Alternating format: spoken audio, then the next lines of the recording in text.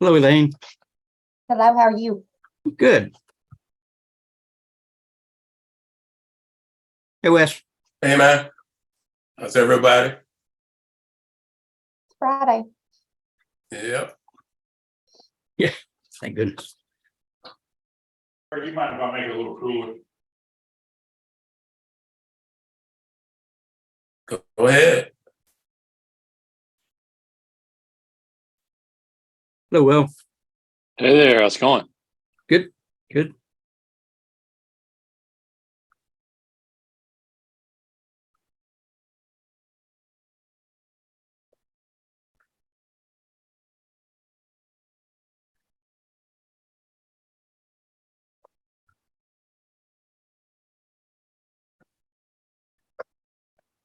Hey, Jeff.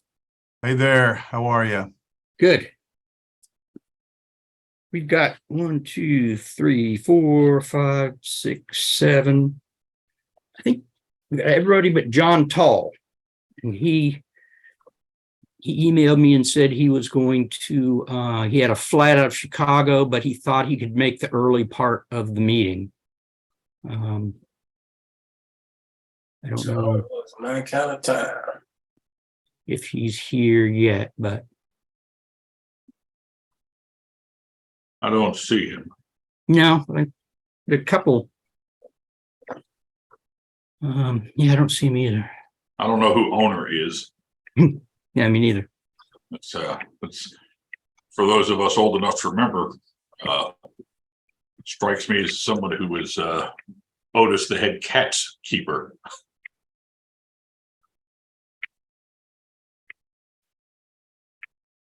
Do we remember Otis? Huh? Sure Remember do. Otis. I'm trying to remember who owner was though. Oh, he passed away. Yeah, Mike, no. Michael Oh. Story. Mike Story. Thank you. Yeah, because he Thank you. wrote a media column as well. Mhm.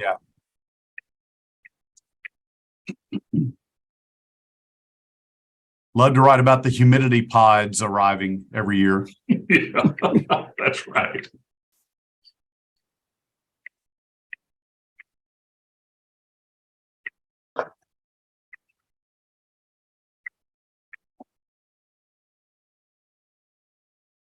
Guess they wait to attack the FOI until late in the session, huh? And then with a vengeance.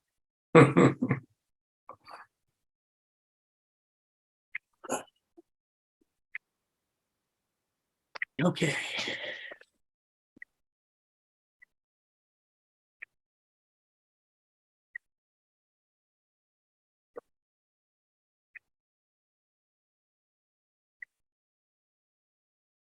Hey, Jeff, David Ray just zoomed in, and he said he had a parent teacher conference that he had to run to, so asked if we could get to him first, and so didn't want to cause him to miss out on that.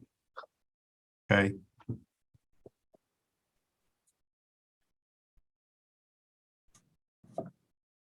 Does that mean we're starting, Mr. Chairman? Senator Dodson and Representative Meeks, if it's okay, I'm going to turn off your video just until it's time for your bill, if that's okay. Just so it doesn't confuse everybody. Thank you.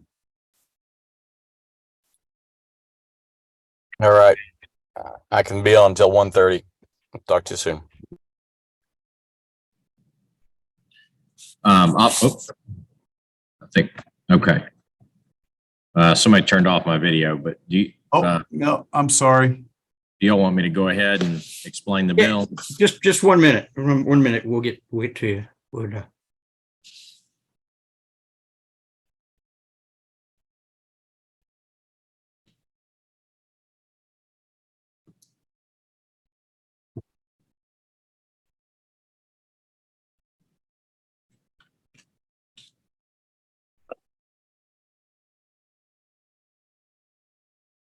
Rob, did we ever get an appointment from the speaker for the task Not yet. force? Not yet. I don't. I don't know what's going on there, but they haven't done it yet.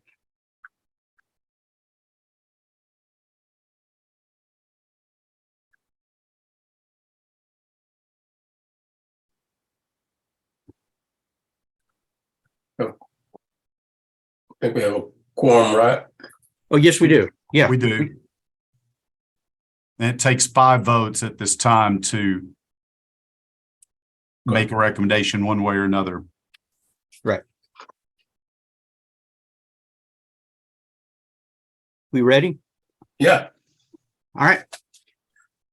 Thank you all for being here, calling to order the Arkansas Freedom of Information Task Force for Friday, March 10th. First thing on the agenda is to approve the minutes from the January 20th meeting. So moved. Yeah, Jeff sent them out. Second. We have a motion and a second. All in favor? Aye. Aye. Aye. Any opposed? Minutes have been passed. Now we'll move into the testimony and discussion of proposed FOIA amendments. First on the agenda is the Amendment 2 to House Bill 1444, which would amend the law concerning the Attorney General's consent decrees entered into by covered agencies. And Representative David Ray is here to discuss the proposed amendment. Representative Ray? Okay, thank you, Rob. And I'll be real brief. I want to be considerate of Senator Dotson's time constraints as well. So House Bill 1444 is basically designed to ensure that cities or counties or school districts, other governmental entities are not entering into judicially unenforceable legal agreements that are violative of state or federal law. And so what the bill does is it would require them to send those agreements to the Attorney General for review to ensure that they're compliant with state and federal law. And the bill does shield those communications from public disclosure until I should have this in front of me. I'm sure y'all have it, but it's until essentially until the consent decree has been filed with the court or until the litigation is dismissed. And so the reasoning behind that would be, if you have sort of high stakes, potentially sensitive process and discussion, that would be shielded from the Freedom of Information Act until the finished product is done. And I believe that's similar to how working papers exemption would work, for the office of the Attorney General or the governor's office or legislative privilege. The final product is obviously available for public dissemination, but that deliberative process would be temporarily shielded. Any comments of interested parties before we discuss the proposal? Anybody in the audience like to make any comment? Mr. Chair, we need to remind anybody who does want to comment to use the chat function, please, to Yes. put your name and affiliation, and we'll go in that order throughout the afternoon. Anybody care to comment? If not, anybody on the task force? I do have one question, Representative Ray. This is this before it's approved by the school board or city council or things like that? So it'd still have to come before the elected body to debate it, I guess, and discuss it in the open. That's a good question. I'm not entirely sure how consent decrees are fully finalized by that local entity, but what I'm setting up is a review process. So that would prohibit them from entering into a consent decree until it's been reviewed by the state's top legal officer. Okay. What's the bill number on this? I don't see it. 1440. 1444. Was this? Representative Ray, would, for instance, a school district or a city council traditionally send that to the AG for review, or would they send it to the city attorney for review? Or I'm not sure I understand the process as it relates to organizations that are not state entities. Yeah, currently they would not normally send that consent decree agreement to the attorney general. But there have been instances in the past in which a local government has entered into a consent decree that's judicially unenforceable, or it's, plainly violative of state or federal law. And then there's also these instances of sue and settle that we're trying to prevent as well, where a local entity, a local government may not be excited about enforcing a state law, and then they get approached by perhaps the administration in Washington and say, hey, we're going to sue you if you implement this state law, but we can settle, and they're sort of very agreeable to being sued. We want those types of agreements to have some state oversight in the process.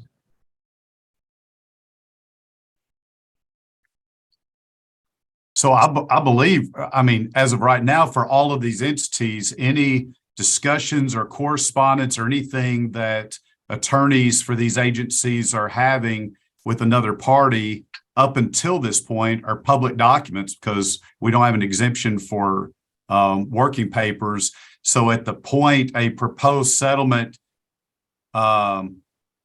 is considered and submitted to the Attorney General's office, then it becomes confidential and exempt from FOIA. Is that correct? That would be my understanding.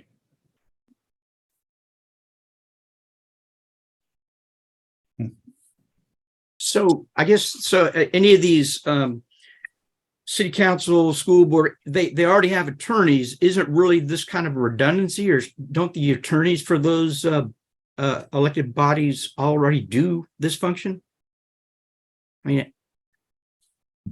Well, they're trying to reach an agreement that they believe is in the best interest of their client.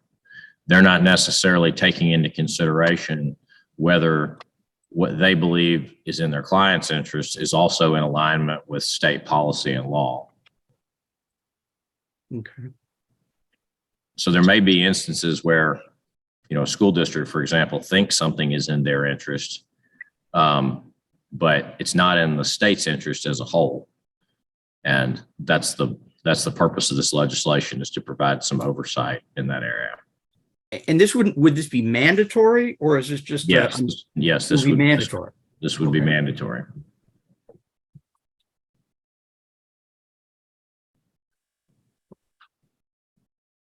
Anybody else? So reading the amendment, for instance, if a school district had a dispute with somebody regarding a bidding or procurement process, before they could settle that, a local school district like the Lake Hamilton School District, they'd have to send that to the Attorney General. That's where I'm.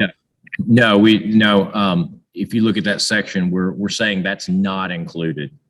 Those types of, bidding, procurement, one-off employment disputes, those are not things. Oh, it's deleting those lines. Okay, I'm sorry. Right. Yeah. The Attorney General's office does not want to review those sorts of things. That would be more work that would be unnecessary work.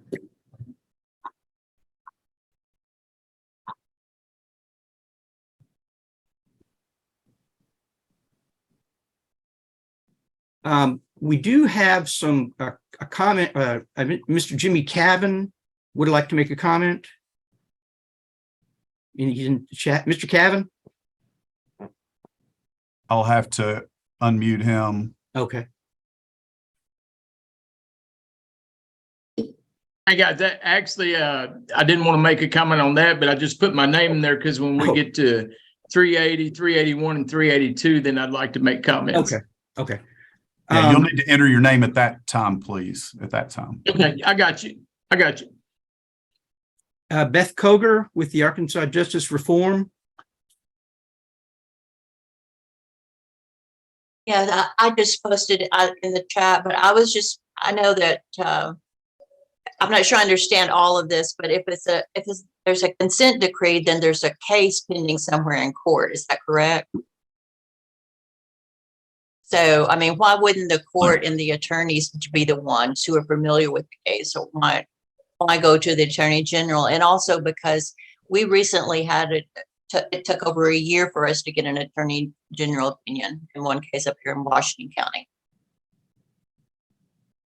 Thank you. Yeah, I'm aware that under the previous attorney general, there was an issue with opinions being offered in a timely fashion. I think that problem's been fixed, but I'm reading your question in the chat here. Wouldn't it take the attorney general a long time to get caught up on the specifics of a case? The legislation requires the attorney general to respond in writing or to reach a determination within 30 days. And if they don't reach a determination within 30 days, the consent decree is deemed approved. So this process would not take longer than 30 days. And, that office has 100 attorneys there. So they have assured me that time frame is sufficient for them to be able to handle. Is the Attorney General seeking this legislation, Representative Ray? The Attorney General is in agreement with this legislation.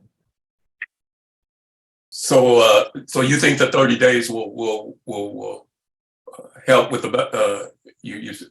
the previous administration had some backlog, so you think the 30 days will help that, Representative Ray? Yeah, I mean, that was specifically in the opinions division where the backlog was. So, I mean, and there's a new director of that division now. Okay. Is this handled through a different division at the AG's office? That was my question too, Neil. What division would be handling the review? I'd have to ask the Office of the Attorney General. I'm only speculating, but they have a state agencies division.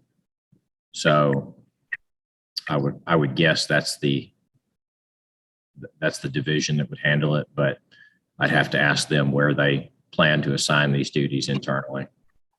Mr. Chairman, we need to note that our role here is strictly to look at the amendment as it relates to FOIA, not the merits of the entire bill. Correct. We have a pretty narrow role here. Yeah, that's a good point there. And I apologize. I've got to hop off here in like question of 23 minutes. curiosity.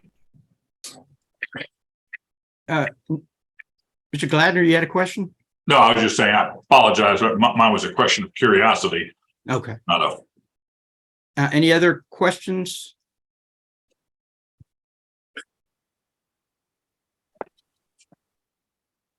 Any thoughts on the amendment? Anybody want to make a recommendation?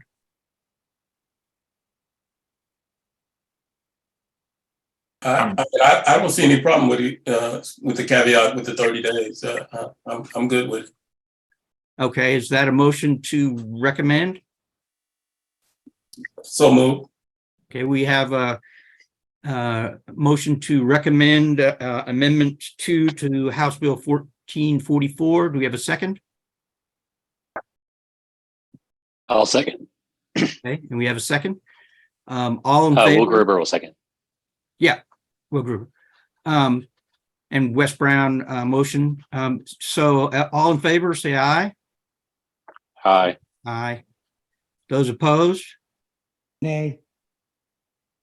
Mr. Marks, Chairman, please note that I'm just going to abstain from this vote.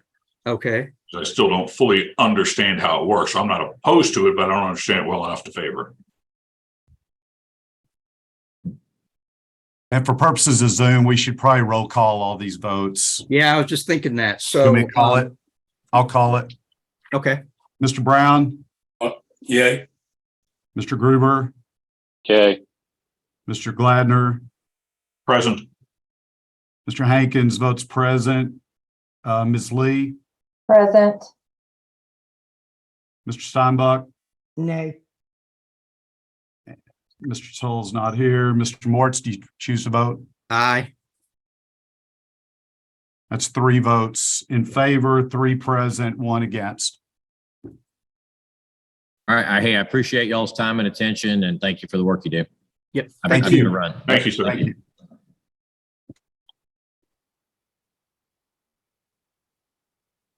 Okay, next up on the agenda is amendment to an act that would amend, well, wait a second.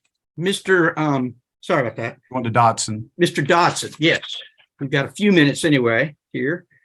Representative Dotson, or Senator Dotson, sorry. This is SB 353 to amend the law concerning drafting requests and information requests to legislative employees and for other purposes. If you could explain your amendment, please. Thanks for being here. So, hopefully you can hear me. Yes, sir. I'm getting a little bit of garbled stuff coming through, but so basically there currently exists the confidentiality when legislators are discussing things with employees, and so that legislative working.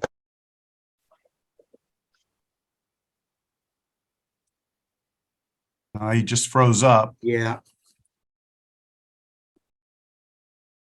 Hold on. He's I'm back. asking to unmute again.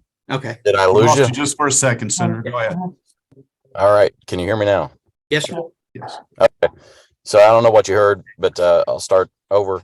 Basically, the confidentiality that legislators have with the employees, things are not disclosable. Working papers, things they're working on, bill drafts, things of that nature. However, it was discovered that when someone leaves the employment of the legislature, they're not required to keep things confidential that someone might have been working on. So this basically is an update to the law just to ensure that those communications that are confidential, things that might be sensitive that are being worked on, unless they're authorized to release those things, former employees are no longer allowed to do so. Okay. And I don't think a former employee that's not a government official would be subject to FOI anyway, but that's probably just to make it explicitly clear why it was in there. All right. Any comments from the audience? Anybody in the audience like to comment on this bill or amendment? Sorry. All right. So back to the task force. Anybody in the task force like to comment on it? Senator Dawson, has there been any cases where you've run into this or had this been an issue? None that I'm aware of. It was just brought to my attention really last summer, maybe the spring of last year, somewhere around in there, that everyone assumed that this was already the case. Just it wasn't. And so just to make sure there's clarity in the statute that those communications are still confidential. You can't profit from, insider information or whatever that once you leave employment that legislators may be working on, and disclose those things. That's kind of where it came from. So this speaks only to former employees and does not change the law regarding current employees. Yeah. Let me re-review it here real quick. I don't think it has any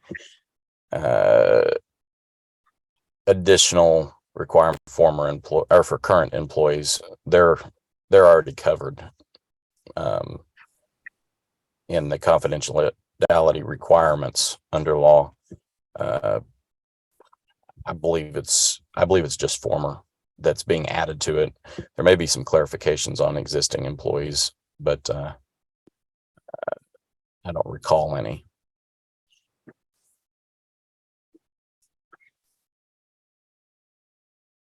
Any other questions?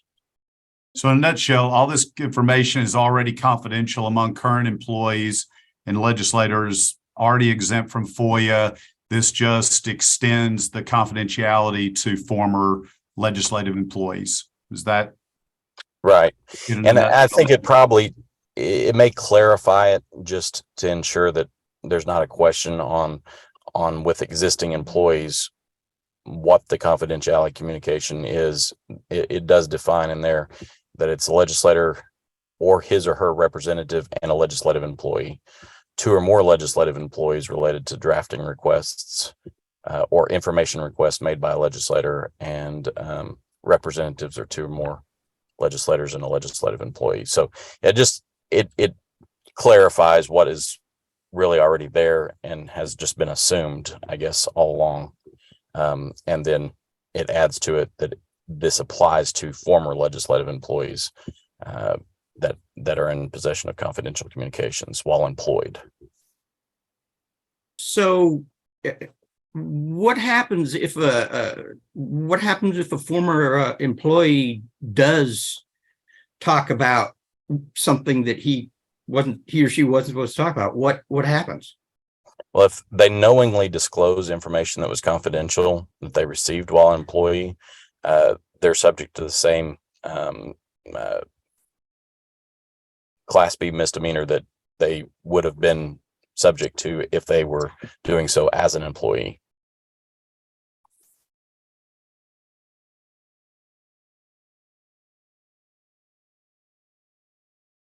Mr. Chair, I move to endorse the FOIA language in Senate Bill 353. Okay. We have a motion for the language by Mr. Hankins. Do we have a second? I'll second. That's Mr. Gruber. Motion and a second. All in favor of the amendment to 353, say aye. Aye. Aye. No? Did you want to do roll call, Mr. Secretary? Yeah, let's go ahead and do roll Yeah, I call. can. Okay. Mr. Brown, Yay. Mr. Gruber, Yay. Mr. Gladner, Yes. Mr. Hankins votes yes. Ms. Lee, Yes, Mr. Steinbach, present, Mr. Tull out, Mr. Moritz, Yay. 6 votes, it passes. All right. Thank you all. Have a good day. Senator You too. Dodson, thank Thank you. Thanks. Thank you for your time, sir. Okay, getting back on track here. The next bill before us is House Bill 1555 by Representative Stephen Meeks. It's an act to amend requirements for meetings to address cybersecurity incident involving a cyber attack, public entity, and to clarify internal policies and a number of other things. Quite a lengthy amendment. If Representative Meeks, you would like to talk about your amendment? All right, can y'all see me? Like, we can hear you, can't see you. I think I've been turned off. Well, if I can talk, y'all can just hear me. If you want to see my pretty face, y'all can do that as well. Sorry, I'm working on it. There we go. There he is. Sorry. Now we can see him but not hear him. There you go. All right, so what this bill does, it's pretty basic. Everyone understands the concern of cybersecurity in the state, and what the bill does is it allows the technology committee to meet in private session to be able to hear details of cyber attacks that occurred on our state and on public entities without that information being disclosed to the public. Obviously, the reason why we do not want that detailed information disclosed to the public is because we don't want the bad guys to know what our vulnerabilities are. And we don't want to allow those bad guys to get ideas of other ways in which they can attack us. If we're hearing policies on ways to prevent cyber attacks, same thing. We don't want bad actors to know what we're doing to defend against the cyber incidents. And so that's what the bill does. It allows the legislature to have oversight of these incidences to try to make sure we can prevent them in the future. All right. Anybody from the public, anybody like to make a comment concerning House Bill 1555?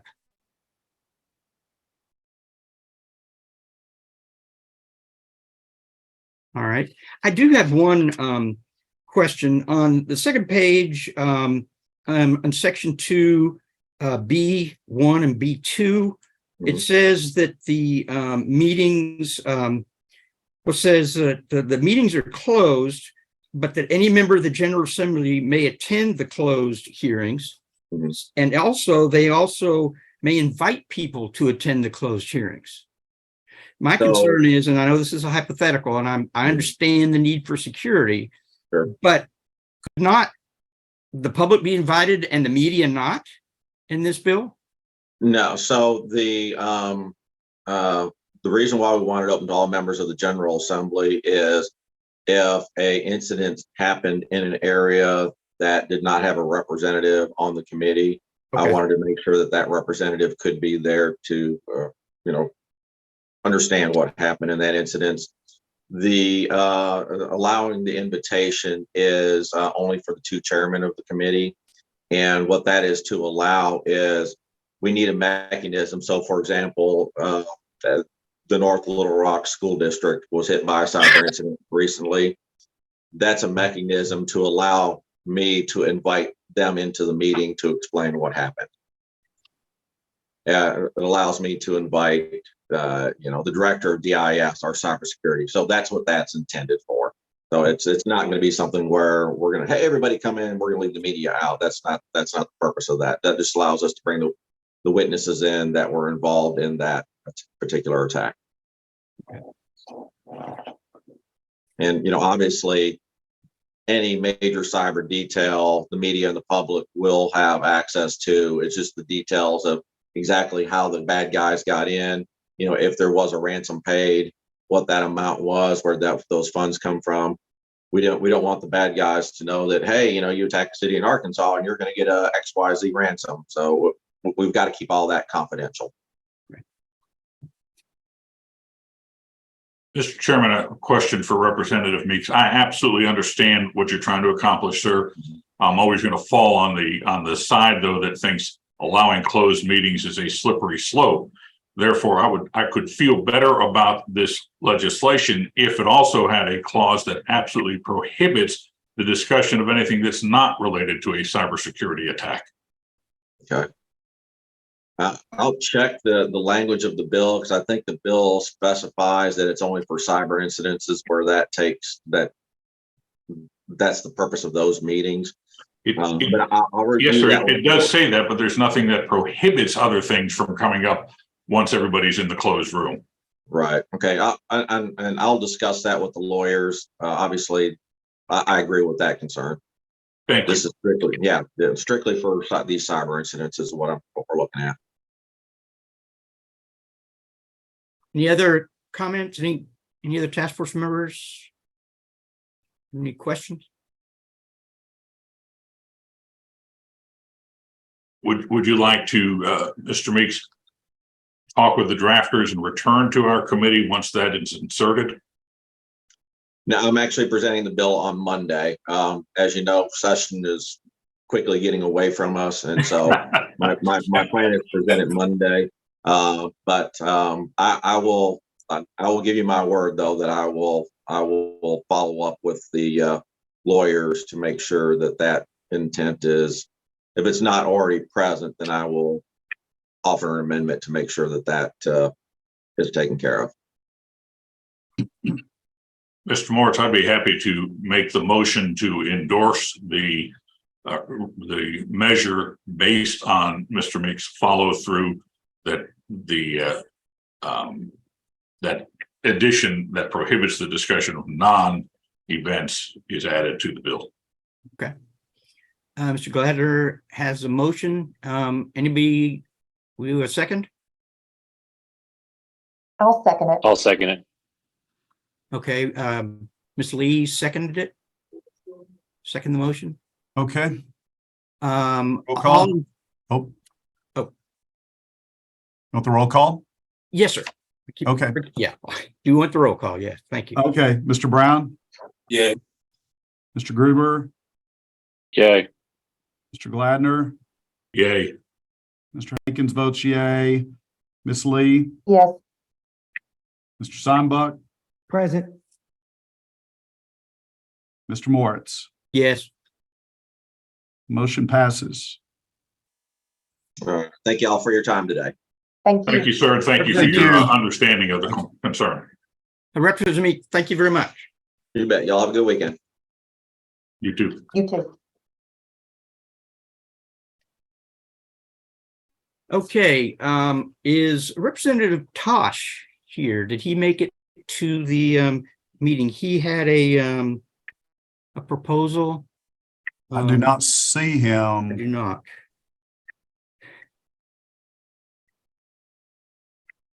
Do we want to skip over this one? Maybe hold it until we can get a hold of him, maybe meet next week or something, see how it goes? Or, yeah. okay. Delay it. Okay. And then the next one, or the next three are, we'll start with Senate Bill 380. This is proposed by Senator Alan Clark to amend the FOI to require records custodian to respond in writing in certain circumstances under the Freedom of Information Act of 1967 and for other purposes. I see Mr. Clark, Senator Clark here, there. but I know that Joey McCutcheon said that he was going to present this bill. Is Mr. McCutcheon? I think I saw him. Yep, there he is. What was the Senate bill number, Mr. Chairman? I'm sorry, it's Senate Bill 380. Thank you. Oh, here he is. Yeah, Okay. there he is. Mr. McCutcheon? He's got to unmute. There he I is. get there. Yep. All right, good. Can you hear me okay? Yes, sir. All right, so what this bill does is when you hear me okay? Yes. All right, sorry about that. What this bill does is we have generally a citizen sends a record request, and in the first part of the bill, sometimes there is not a response whether the custodian has the records or doesn't have the records. So what this subsection A does is simply says that the custodian shall respond that no records request, or that they have no records that exist. It simply prevents lawsuits. I think this is a good government provision so that citizens don't have to go out and hire a lawyer when a government entity just doesn't respond. And I've seen that happen on occasion. Secondly, if the government claims, the governing body or the government claims an exemption, then they should spell out and identify what the applicable exemption is. Thirdly, if the person to whom the request is sent to is not the proper custodian, then that person should respond and identify the appropriate custodian. And all this is required within 3 working days. Within 3 working days, and if the response is not within 3 working days, then that's a violation of the Freedom of Information Act. Okay. Mr. Cavan, I believe you had a comment on this bill? Or the next, all three SB? Oh. Mr. Cavan? I'll need to unmute him if he's, Okay.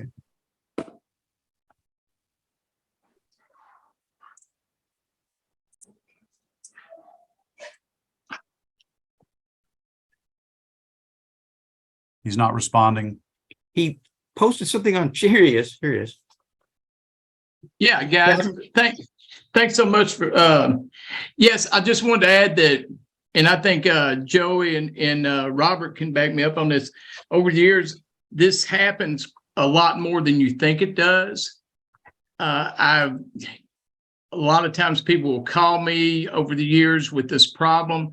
And so what this does is this ensures that there is a response and it is consistent with what's in the law to respond if there are records responsive.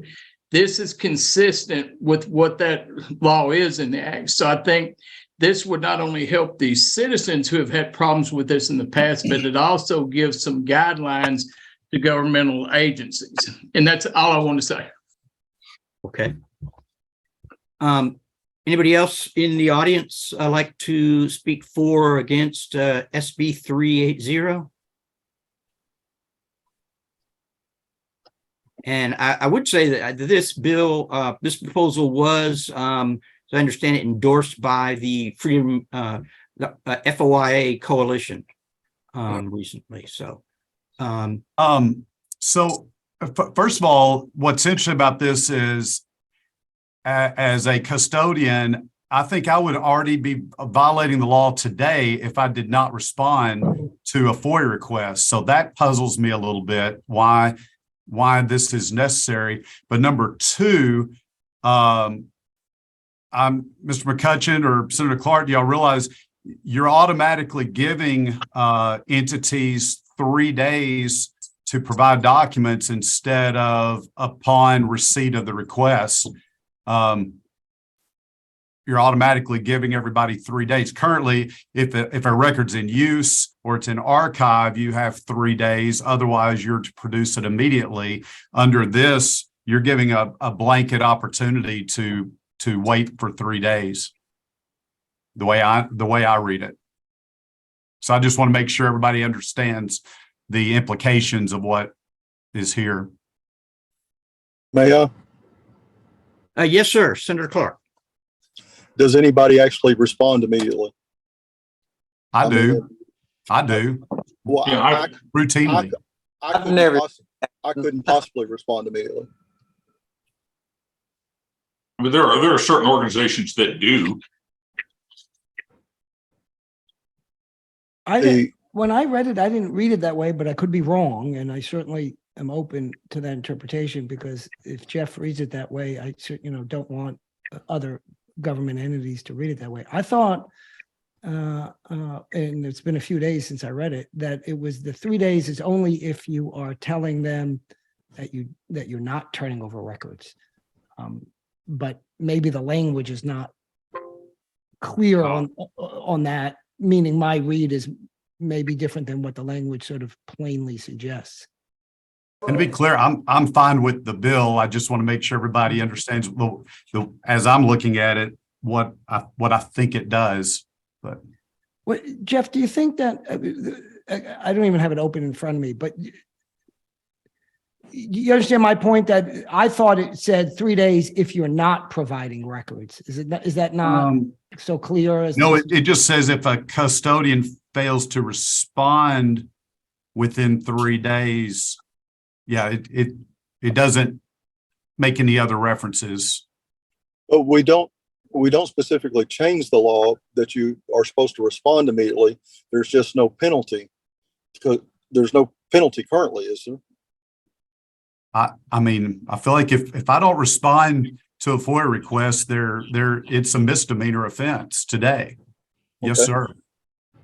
Yeah, Really? Well, I don't know that I've seen that, but because I routinely. Rob, am I right about? I mean, No, Jeff is right. I mean, look, the fact Thank you. is, if you have to respond, if you have the material available, then it's a violation. Now, no prosecutor has prosecuted that issue yet, but that doesn't make it permissible. And I certainly have gotten records from some government agencies same day or next day, not 3 days later. Possibly from Jeff, but I don't remember, to be honest with you. But look, if I agree that I appreciate Jeff raising that concern, and what I would suggest is we could do the same as we did with the last bill, and that is that if the senator's interested, of course, it's up to the senator, it's his bill, to clarify the point that this is not altering the provision that deals with how quickly one must respond. It's just if one has no records, then they should respond within 3 days. Meaning the way I understood it, maybe wrongly or maybe too narrowly reading it. And it really, Senator, it could be as easy, instead of trying to do all of this language, is just adding a sentence saying, custodian is required to respond to any requests. And by response, it could say, we have no records, or there are exemptions, or whatever it may be, must respond within 3 days. I think it can be pretty simple. I appreciate the points, Jeff. I'm an advocate for FOIA and don't pretend to be an expert. What's most interesting to me is I was on a phone call with the School Board Association, which I hung up quickly when y'all skipped the other bill. The big thing coming back from the Municipal League and the Association of Counties, they don't seem to be aware that there's any penalty, because their big problem with this bill is that we're creating a penalty. So interesting. Yeah. So that would bring us to the second bill of education, if there is a penalty there already. But the problem is if no records exist, there's no records that exist, and they don't say anything. Yeah, I mean, the main thing we want to accomplish here, and I'm sorry, excuse me, Joey, the main thing we want to accomplish here is this dead silence where somebody doesn't have a record or is exempt for some reason, and they just don't respond. And so that leaves the person who asked sitting out here thinking, I'm just not getting an answer, because they're not getting an answer. And then that leads to a lawsuit, an unnecessary lawsuit, when they could have just got an answer. And so this bill is just seeking to close the gap and say, hey, you've either got to answer with the information, which you're already supposed to be doing, or you've got to say, we don't have this information, or we're exempt from this information. And if you happen to know, or reasonably should know, who does, who is it? And then I learned in my first few days of being at the Capitol, a law without a penalty is just a suggestion. So, I mean, that's what we're trying. I don't know that we're tied to any specific language, but that's what we're trying to accomplish. Will, you had a comment, Mr. Gruber?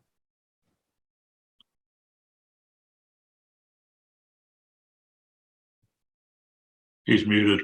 Yeah. Yeah, you're You got to unmute. Thank you for letting me know.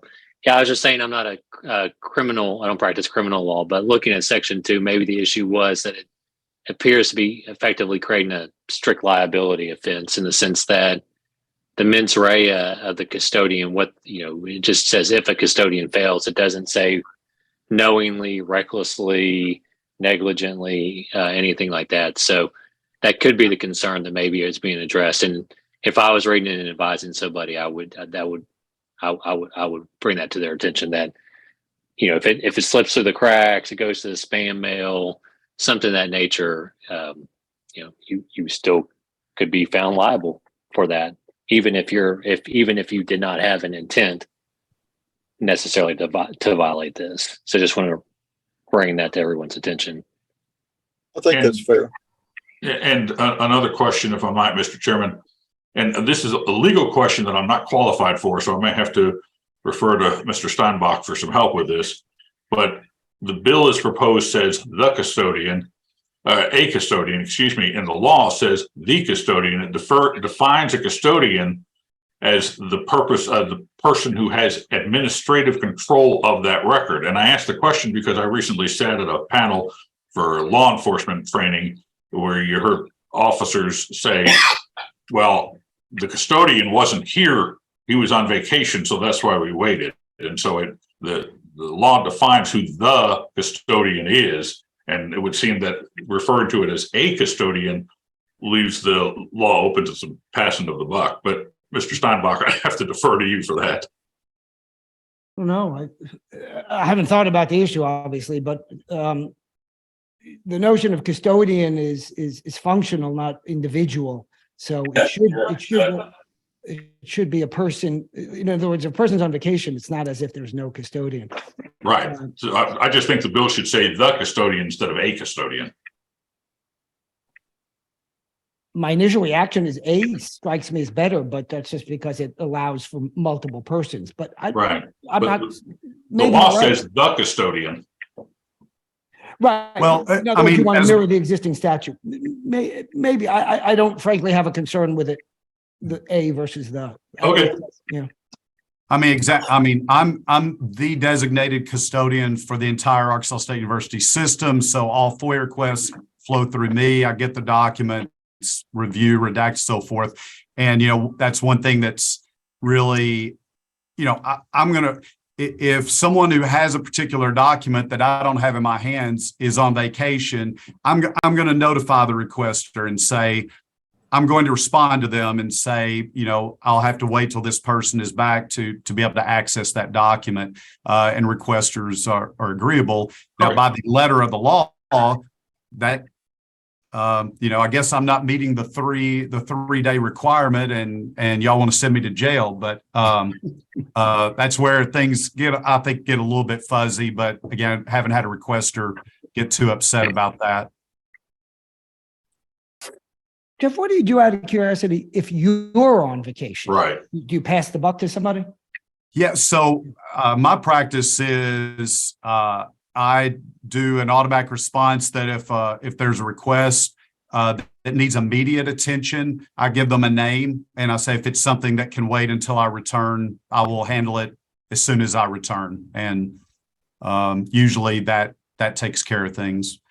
Rarely does someone need something at a moment's notice. Right. Has been my experience. And I agree with it. I think an answer, Yes. just as in any customer service, an answer that you haven't just been ignored takes care of most problems. Jeff, do you have any ideas on better wording? Well, I think Will does make a good point in terms of, that's why we need lawyers stepping in now and then. I mean, having some reference to negligently doing it, that I will say things get caught in spam filters and things like that. There's some things that no one is intentionally doing it. It is distressing to hear there are entities around the state that will just blatantly ignore a request. I think that's just totally unacceptable. If we could just clean up a little bit of this, again, I don't have an issue with it. But as an attorney, as Will Gruber just pointed out, usually there are some additional words in there instead of just flat didn't, it did just the fact that it didn't happen, for any reason, I think we have someone who speaks to that negligence standard in the chats, Rob. Yeah, just saw that. Alec Gaines noted that 25-19-0104 incorporates the negligence standard. Okay, that's good. Yeah. Then, And with that, I would move to recommend it. We have a motion to recommend. Do we have a It's second? Neil, I'll second. And we have a second by Mr. Gladner. Roll call? Okay, this is 380. Okay, Mr. Brown, Yes. Mr. Gruber, He's muted Gruber, you got to unmute yourself. or wave. Present. Present on it? Okay. Mr. Gladner, Aye. I'm gonna vote yes, but I would like to see some of those changes considered. Ms. Lee, Yes. Mr. Steinbach, And also, as Jeff said, Senator and Joey, on that 3-day issue, let's just, take a second look at that. You guys take a second look at that, please. and Mr. Moritz. I'm going to abstain on this one. Okay. That's 5 votes. It passes. All right, so next we have Senate Bill 381. This is also a Senator Clark amendment, and it would amend the FOI to require a certain regular training of public governing bodies and for other purposes. And Senator Clark or Mr. McCutcheon? Let's go with Joey. Okay. Mr. McCutcheon. All right. So this would require yearly mandatory training session, just for either an in-person training and knowledgeable about FOIA, a minimum of 2 hours, open to the public, cover the following subjects: newly enacted legislation, new precedent by appellate courts, the open public meeting requirements, public records requirements, and best practices governing a custodian's response to requests for public records. I think, again, it's just a good government bill. It's pretty clear that, for example, on recording meetings, we've still got cities that aren't recording meetings. And it would seem to me that if they had training in this regard, that all cities would be recording meetings.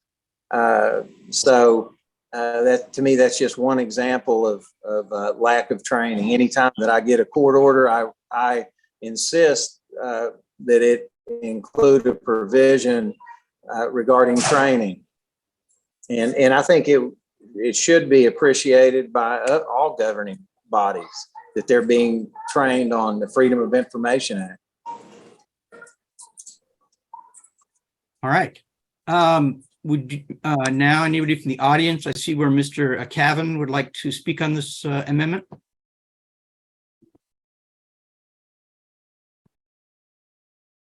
Yeah, guys, thanks so much. This is just a common sense bill, and I bet Mr. Lee will really agree with this in the sense that I deal with quorum court members, school board members, and city council members all the time that literally have no idea what's in the law. And it presents a problem that so many of them will actually call me to get advice on the law or to see what's in the law. Well, it's a problem when they're calling Jimmy Cavan for that.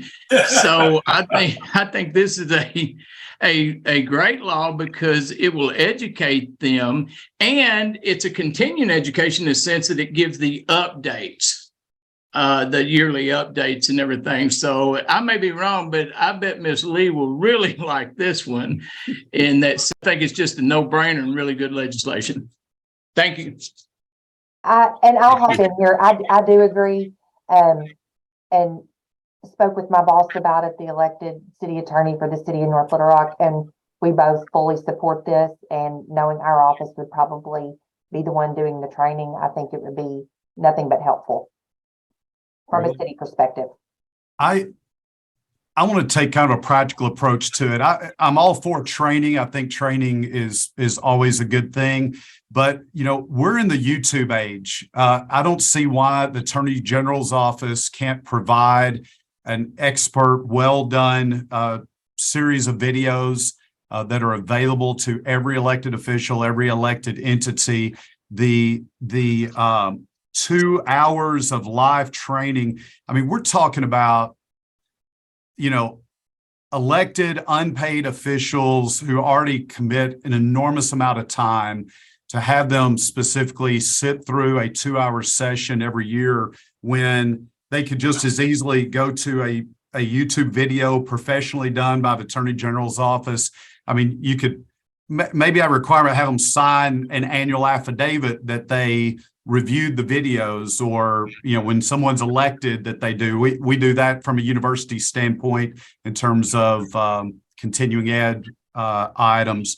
But I also worry about the lack of trained people around the state in terms of who can sufficiently and efficiently explain FOIA and all the issues. So again, I'm not against, I'm absolutely for training, but I think we're in the age of YouTube videos and training opportunities that don't require all these officials, boards and commissions around the state who already commit and volunteer an enormous amount of time for service to go through 2 hours of live training and trying to get that scheduled and organized.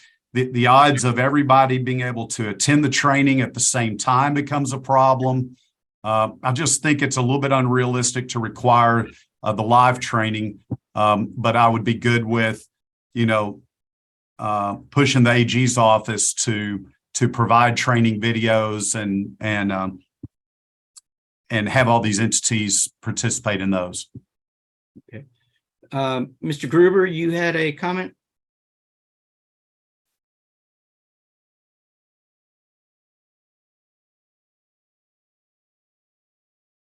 Is he frozen? He may be frozen. You may, yeah. Mr. Gruber? Yep. There he is. Yeah, just to piggyback on what Jeff said, I agree with everything he said. And I can tell you from personal experience that I was really saying some really powerful things there for a second. So hopefully, can you hear me now? Mr. Gruber's kind of fading in and out. Yeah. Sound a little bit like a R2D2 who's kind of sick. Can you hear me? Yes. We could. Just leave video right, off can and you hear me talk. now? We'll maybe do that. All right. Yeah, talk to. We got maybe our Wi-Fi here is not the best. All right, can you hear me now? Yes. Yeah. Okay, I was just piggybacking on what Jeff said, and I totally agree. A lot of times now with CLE, you can get, for continuing legal education, you can watch pre-made videos on a subject, and it's a pretty efficient use of your time. And so, but you still have to sign a document attesting that you attended or watched it. And so I would think that would be a great way of ensuring that folks could get the same. For instance, with CLEs, the Supreme Court authorizes certain providers. So I think that if you could come up with maybe an accredited, FOIA provider, then, you could ensure that you're getting quality standards throughout the state. Okay. Mr. Gladner? Just a question. I don't know if this is for Mr. McCutcheon or Senator Clark, but in the definitions, it says each year the members of the governing body of each city, county, and school board. Would that include the heads of sheriff's departments, coroners, and people of that nature? Because that's where some of the big FOI problems are often.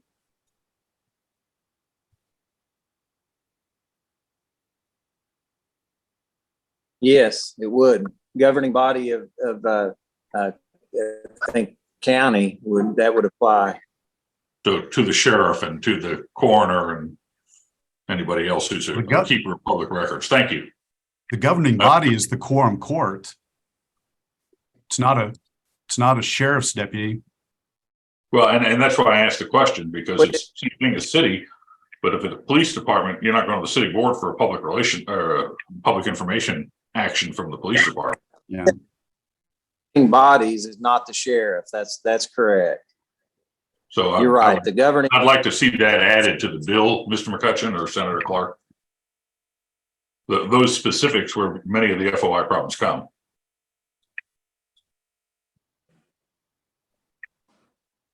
Anybody What would else? you like to have add? I would specifically things like police departments, sheriff's departments, coroners, any investigative body. But Neil, where do you draw the line? Most of the employees answer to don't that. fulfill FOIA requests. They have no FOIA responsibilities. Most of the what, Jeff? I'm sorry. Most of the police force or sheriff's department does not fulfill FOIA requests. Well, They aren't that's what I'm saying. custodians. This requires the training to be extended to police departments, fire departments, sheriff's offices. That's the training that Senator Clark's bill suggests. Or mandates. And I like that. I think we'll have a difficult enough time with the bill as it is, without expanding it. Is the political reality. And you, as Jeff said, you come back to who actually is responsible on those FOIA requests. Beyond that, back to what Jeff said, there was a lot of wisdom there. When Joey brought me these bills, I really like this bill because of the training aspect. You see it across the state where people aren't complying often because they just don't know the law, and often are woefully ignorant of the law.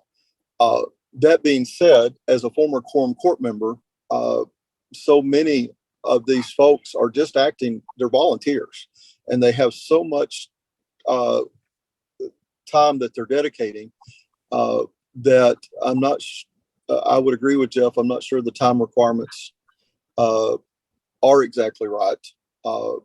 And I'm certainly open to, I think that there might ought to be a two-pronged, one for new elects. I think maybe there should be something for new elects, y'all tell me. And then something recurring re-education. Especially as think, do things change annually or do they change biannually? The legislature meets every 2 years. But y'all are more familiar with this subject. Does FOIA change every year? Well, there's Usually Supreme every Court, appellate court that certainly change. But again, I'm trying to live in the practical world. When is an update every year practical, or is an update every 2 years practical? Because that's what we're going to be dealing with at the table when we present this bill and they're all screaming that they can't do it. And it would be great if we had somebody out there that made these videos, but we don't. And we're not going to create a commission to create them. So what's the most practical way to go about this? Because we know we need the education. Yeah, Oh, sorry, Mr. Brown, go ahead. no, I think just from I think this is the great bill, and but the practical part of it is that when it is presented, there's going to be a lot of pushback, and I think the what is the best way? I think that's what Jeff has raised, and I like the CLE option, and but I absolutely believe that this is the right way to go. Just how to get there is Right. just what's important. And I definitely think annual updates would be most beneficial because there are some big changes that we get from the appellate courts.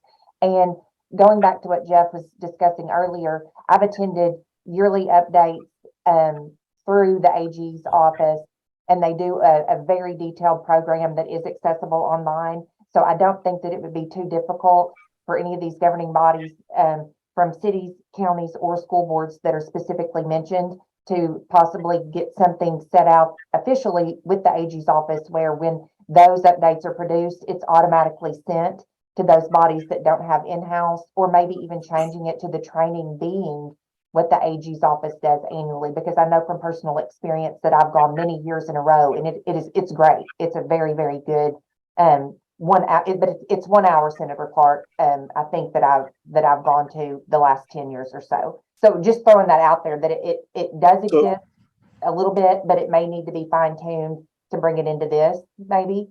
So do you think 1 hour is adequate? It was 1 hour for attorneys. I don't know that that's enough for individuals that have never had to deal with it. What do you guys think? I mean, from an attorney perspective, I think it is, but I know that we're not dealing with a lot of attorneys who are.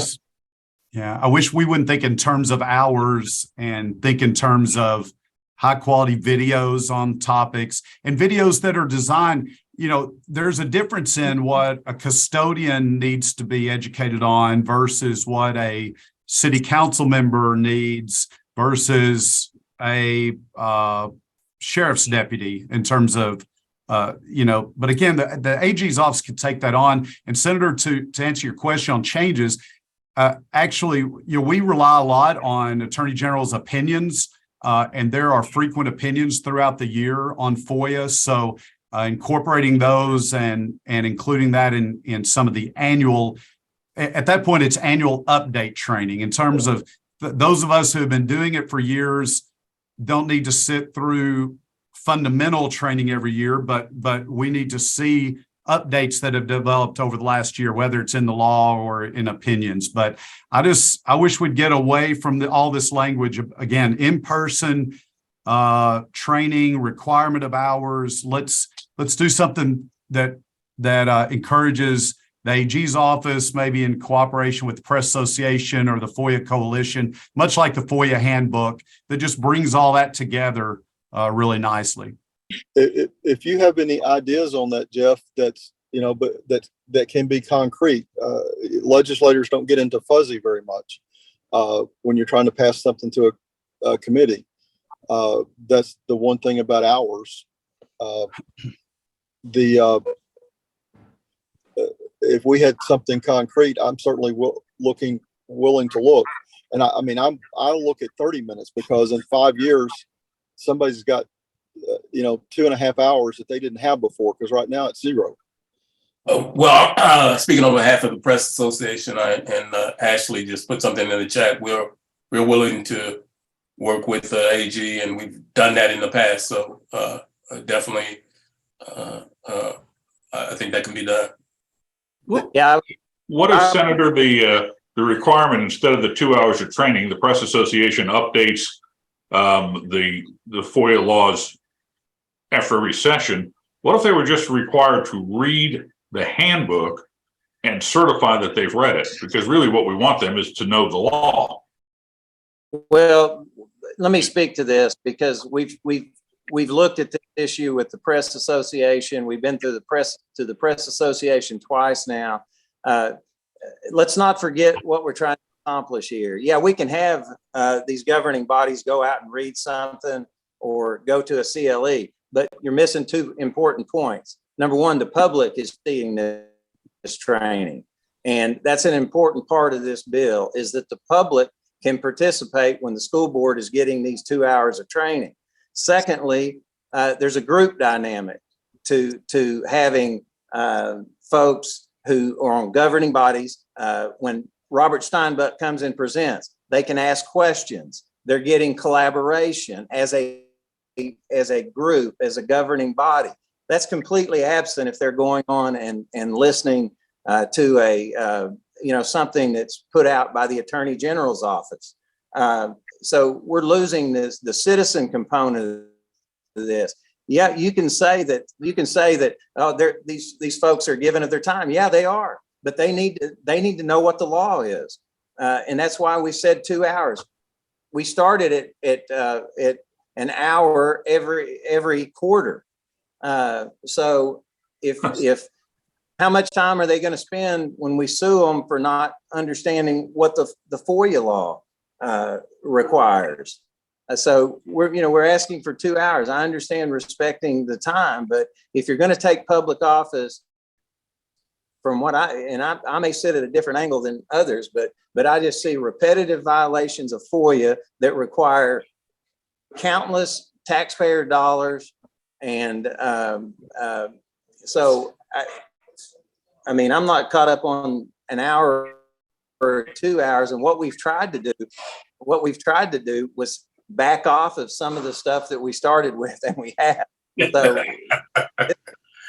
So we come off of where we started. So what about the idea of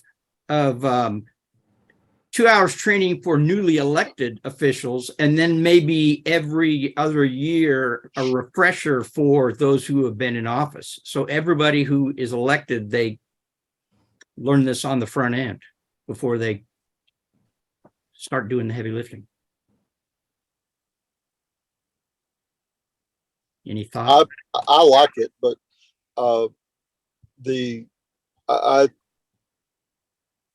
right now, as a guy who votes and counts votes, we're making it too easy. However much we backed off, we're making it too easy for legislators to listen to the Association of Counties and the Municipal League and go home and explain why 2 hours was too much.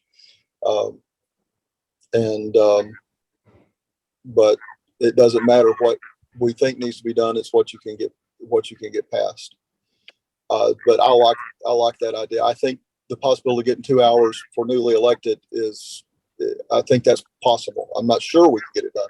I think that's possible.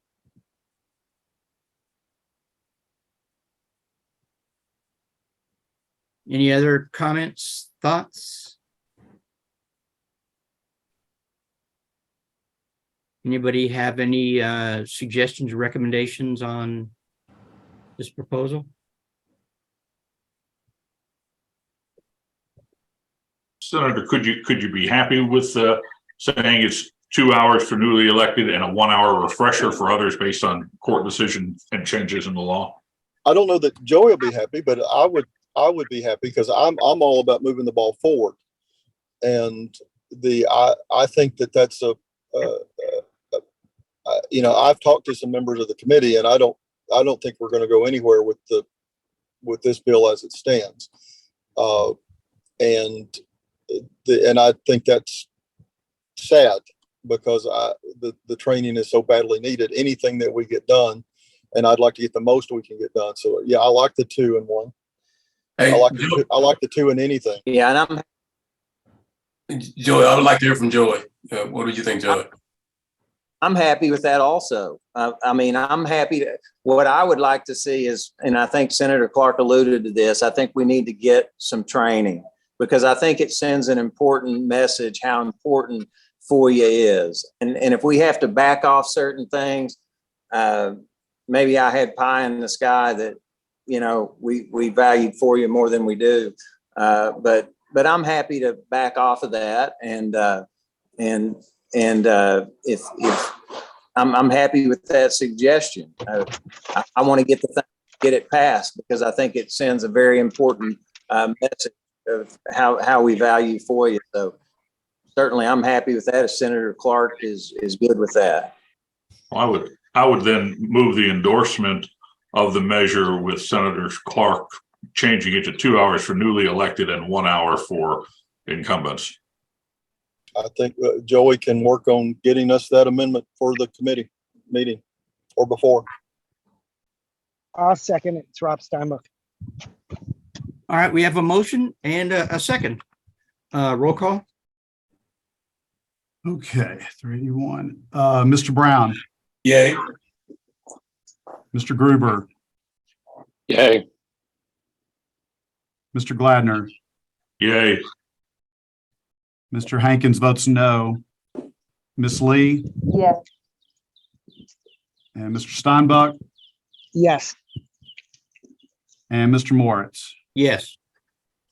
Motion passes. And Jeff, I'd love to work with you on your suggestions. Thank you, sir. I'm all for the training. I will be clear about that. For the training, just the way I think it means it matters. great ideas. Thank you. All right. So, and then we have one more, SB 382, also introduced by Senator Clark.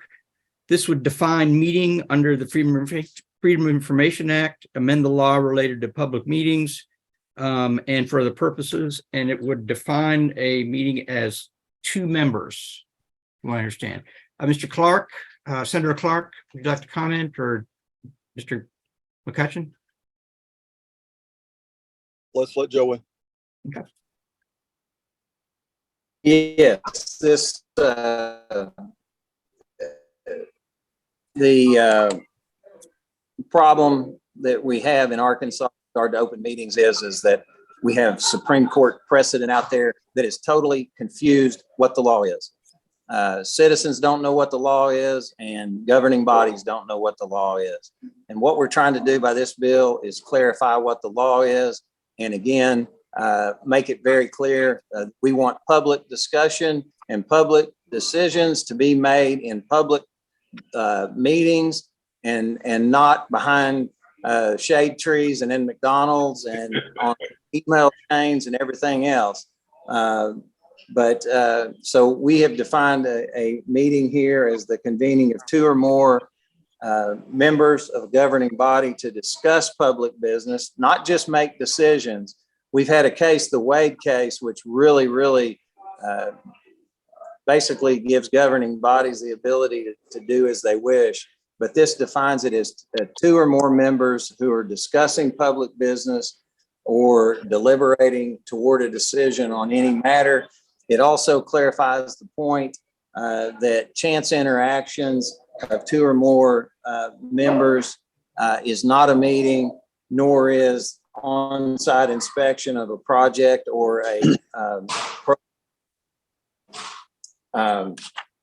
we've been through to the Press Association, frankly, on all three of these, and the FOIA Coalition, I should say. We think that it's time that a meeting be defined by the legislature. As was said back in a case that I took up to the Supreme Court in 2012, it's the legislature's job to define what a meeting is. And the Supreme Court seems to be trying to give power back to the legislature.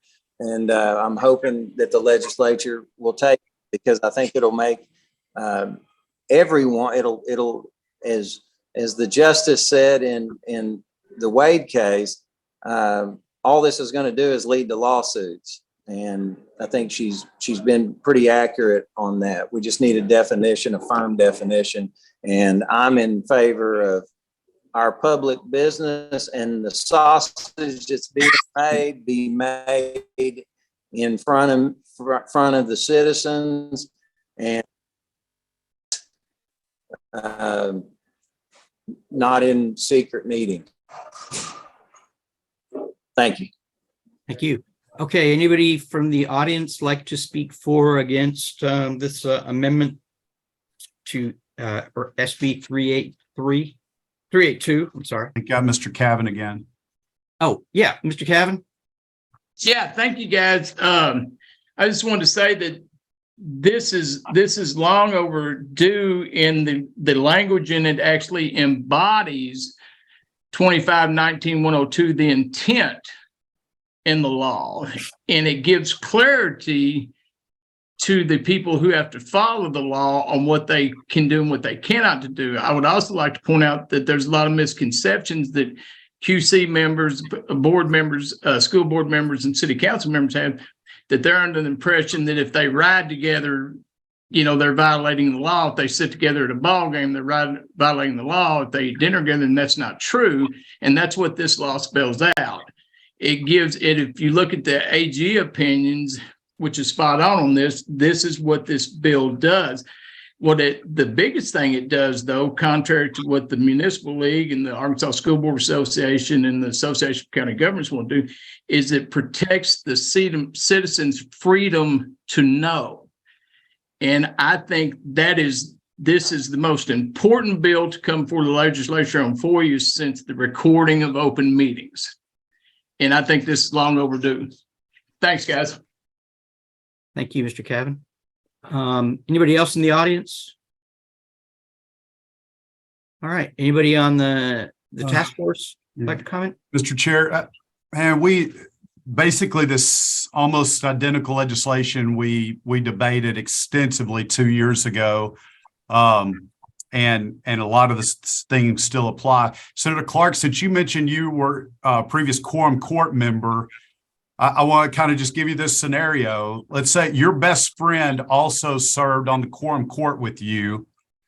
Under this reading, you guys getting together at the Duck Club or at church or at for a meal would not be a chance interaction. That'd be, you would know that you're going to be together, and you would suddenly have to notify the media, notify the public, and you would have to start recording your conversation as long as you were together. Do you think that that is reasonable and fair to elected officials around the state? Well, y'all keep mentioning, or somebody, Mr. Cavins keeps mentioning the recording meetings as one of the most landmark things that happened with FOIA. And I think I was like the lone vote against it. So other than the recording it, I'd have absolutely no problem with it. But recording it, no. I did serve on the quorum court with my best friend. I did give the media 24-hour notice that we were going to go to dinner, and that there was a chance that we would talk about business while we were at dinner, because I was one of those who stayed within the law. And that's one of the things I've told Joey and others about the law is it keeps those who are going to obey the law at bay. Those who are going to flagrantly disobey it, it gives them quite an advantage over the rest of us. And trust me, as one who served, there are those who just do what they want to do and get away with it. So this is not my favorite of the three bills. Well, I just think it's impractical, especially in our small communities around the state. You've got friendships, you've got coffee groups, you've got Rotary Club meetings. And again, it's probably easier if you're in Little Rock or Fayetteville, but the smaller community you get to, when you're holding school boards and city councils and everyone to this, I just think it becomes very difficult. And then you get in terms of all the private entities supported in any way by public funds. You're getting into requirements for chambers of commerce, for private foundations. DHS, spends money with private companies to execute things, and you're subjecting all of these boards. I just think you're opening a real can of worms by this particular definition.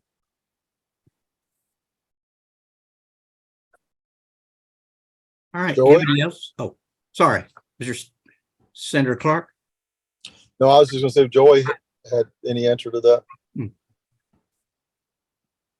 I'm sorry, Senator Clark, I didn't hear that. Let's see if you had any answer to that. I don't think we're opening. I think we're stopping public discussion on whoever's subject to FOIA, and we're making sure that the discussions are held when they need to be held before the public, and not secretly. I think this, and maybe I'm just missing your point, but this says a chance interaction. Maybe we need to define what no chance definition of interaction chance. is. Well, okay, we can define what chance is, but what we're trying to do here is say for those specific, if they're going to the deer woods, they can talk about how big the buck is and how the hogs are doing and everything else. But what they can't talk about is what's going on in a matter that's getting ready to come before the public body. And I think this is much better than what we got now.